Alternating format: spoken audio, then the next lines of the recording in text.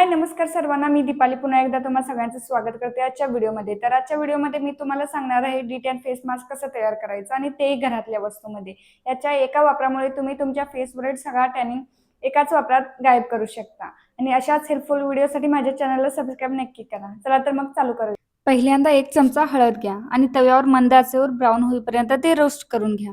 हे सर्वात powerful ingredient आहे जे टॅनला घालवतं। त्यानंतर थोडं कॉफी पावडर घ्या। हा कमालचा एक्सफोलिएटर आहे आणि हे आपल्या डेड स्किन आणि डलनेसला पहिल्याच वापरामध्ये दूर करतं। मग शेवटी घाला दही आणि आपले एक्सफोलिएट मास्क तयार आहे। हे मास्क लावण्याआधी चेहरा स्वच्छ धुवून घ्यायचं। मग हे चेहऱ्यावर सगळीकडे लावून असंच 5 मिनिटं स्क्रब करा। त्यानंतर 15 मिनिटं असंच वाळू द्या। मग पूर्ण वाळल्यानंतर असा रब करा, पटकन निघून जातं आणि चेहरा धुतल्यानंतर तुम्ही याचा रिझल्ट बघू शकता। स्किन किती ग्लोईंग दिसत आहे। खरंच मला तर पर्सनली ही रेमेडी खूप आवडली। सगळं काही आपल्या किचनमध्येच असतं पण आपल्याला ते माहीत नसतं। तुम्ही पण ही रेमेडी एकदा नक्की ट्राय करून बघा। पार्लरला जायचं सोडूनच द्याल। तर अशाच मस्त मस्त व्हिडिओसाठी माझ्या चॅनलला सबस्क्राइब, शेअर आणि लाईक नक्की करा। मग भेटू उद्याच्या ब्लॉगमध्ये। तोपर्यंत बाय बाय।